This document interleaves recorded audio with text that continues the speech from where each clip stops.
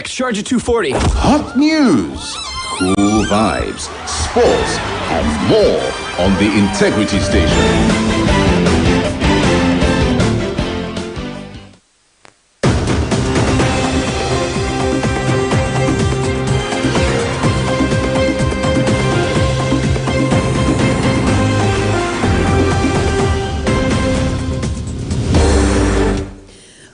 Very good morning to you. Welcome to the last edition of Business Splash for this week on Splash 105.5 FM. In this package, we have for you stories on external loans, Bank of Industry, investment, oil and gas, agriculture, mining, as well as some stock reports. I am Charity Jerome. Here are the business headlines. Senate approves President Buhari's fresh $8.325 billion 490 million euros external loans request. Bank of Industry to woo companies for listing on stock exchange. Federal government seeking mining sector investment, and House of Representatives worry over proliferation of expired gas cylinders. Details of these and more coming in just a moment. The Senate yesterday approved President Muhammadu Buhari's request for ongoing external loans to the tune of $8.325 and 490 euros under the 2018-2020 external borrowing rolling plan. The approval followed the consideration of the report on the plan by the Committee on Local and Foreign Debt. Nigeria's debt profile has continued to rise as the government continues to seek borrowings to meet annual budget deficits. According to the Debt Management Office, Nigeria's total public debt stock stood at 32.92 trillion naira in 2020 compared to 27.40 trillion naira in 2019, representing an increase of 20.12% in naira terms. Meanwhile, the federal government yesterday approved 6.52 billion naira for ranch development in Katsina State. This was made known by President Muhammadu Buhari when he commissioned the Zobe Regional Water Supply Scheme and a 50-kilometer road project constructed by the state government at a cost of over 3.2 billion naira. The federal government and the Katsina state government jointly financed and completed phases 1A and 11, as well as phases 1B, which involved laying pipes to the Karofi, Kafingsoli, Kankia, and Karachin areas. The Dusinma Scale Road in Dusinma Council was conceived to open up and link up several communities in the area. President Buhari, who lamented the neglect of the water project by previous administrations, canvassed more partnership between states and federal government to accelerate national infrastructure development. Katsina State Governor Aminu Masari, who announced federal government's approval of 6.52 billion naira for the ranch development in the state, disclosed that of the amount, 5 billion naira had already been paid into the state government's account. The Bank of Industry has recognized the importance of the stock market in the growth and sustainability of businesses and will encourage startups, micro, small and medium enterprises and other businesses under the financing support of the BOI to seek quotation at the stock exchange. Managing Director, Bank of Industry, Mr. Olukayode Piton, said the bank would encourage companies to seek quotation on the exchange, given the importance of specialized services offered by the market. According to him, the BOI has a lot more to achieve for over 40 million micro-industries in Nigeria. The Senate has received a report of the Conference Committee on Petroleum Industry Bill, the PIB. This was laid by the Senate Majority Leader, Senator Abdullahi Abubakar, on the floor of the open legislative chamber. While reacting to the conference report, Senator Siriaki Dixon from Bayelsa State registered the displeasure of some members over the processes and conclusions, disclosing that their positions were not included in the new PIB legislation.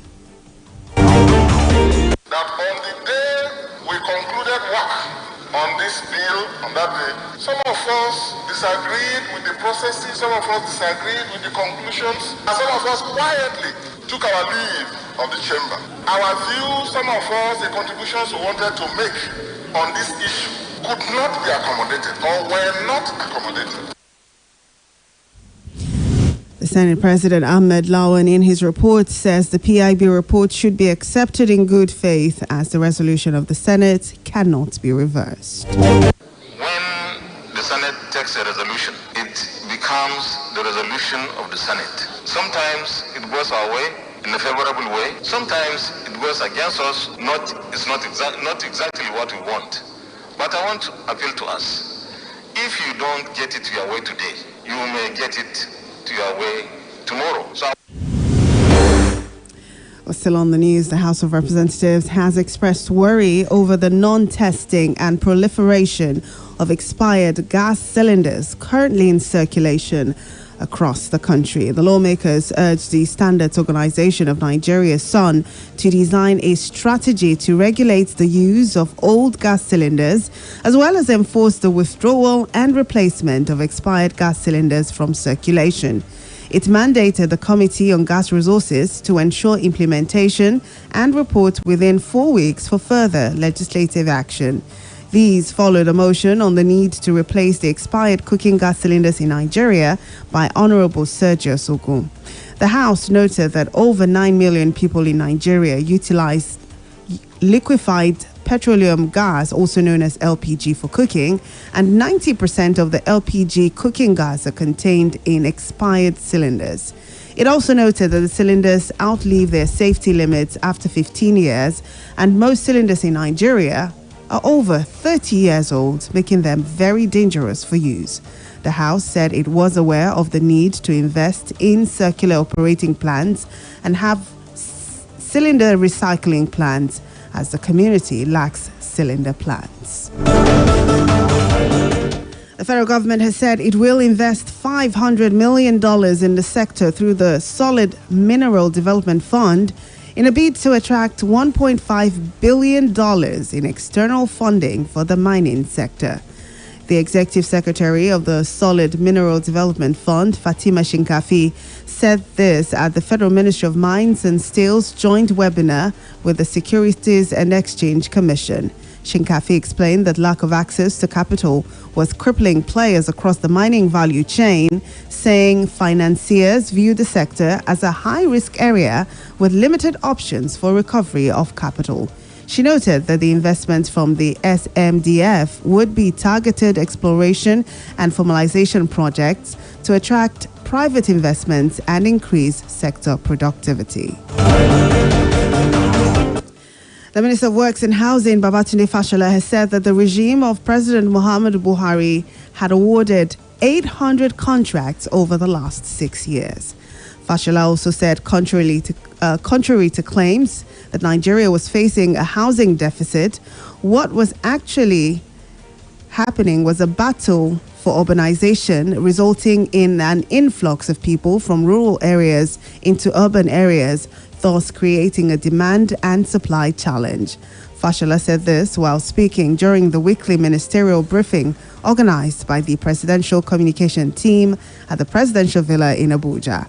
The minister said he had liaised with some international development organizations, including the Africa Development Bank, and realized that Nigeria's housing deficit statistics were incorrect. We're not in a housing crisis, and this is the subject of a full discussion itself. I found the source of it. It was in a document in our ministry that it was written, and I've asked the author, and they said there was no verification, there was no basis, there was no data to support it. And it doesn't accord with logic either when you have so many empty houses in urban centers and urban cities to say no country has such a deficit.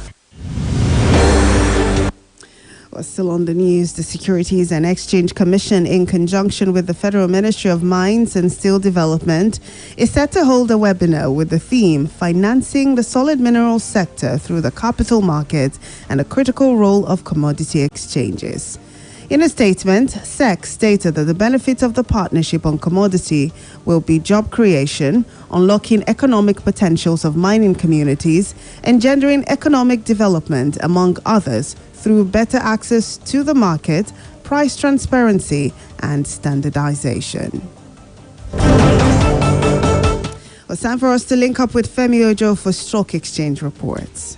A very good morning to you, Heather. Here is a summary of trading activities on the floor of the Nigerian Stock Exchange for yesterday, the 15th day in the month of July 2021. I must let you know the market closed on a bullish note. We have the OSHA index at the close of trading appreciating by 0.04% to close at 37,866.9 basis points. Over 159.9 million units of shares valued at over 927.8 million naira was traded in 3,038 deals, and we have the equity capitalization at the close of trading maintaining its stand on over 19.729 trillion naira. Straight to the top three gainers, we have Sovereign topping the gainers, Park gaining 3 kobo to close at 33 kobo, FTN Cocoa gain 4 kobo to close at 45 kobo, and CWG gain 11 kobo to close at 1 naira 25 kobo.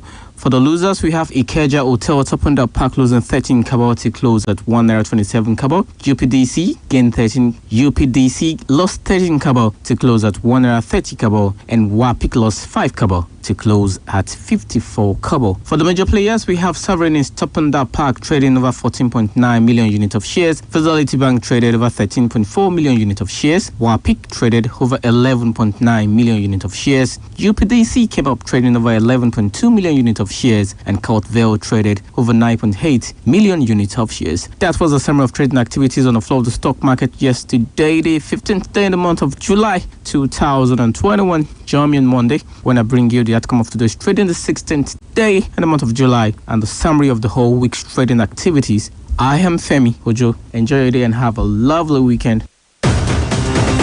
Well, thank you, Femi. And that's it on Business Splash for today on Splash 105.5 FM, your integrity station. Join us again on Monday for another fresh package. I'm Charity Jerome. Good morning and thank you for listening. Quick, charge at 240. Hot news, cool vibes, sports, and more on the Integrity Station.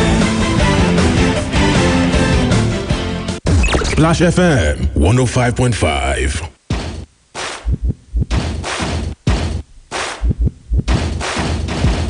Please listen to this announcement. This is to inform the good people of Oyo State that PM Guide and BTG Africa is organizing a seminar on agriculture, life support, foods, modern-day e-commerce, schools and cooperatives this Saturday, 17th July 2021 at St. Patrick's College, Bashorun. Call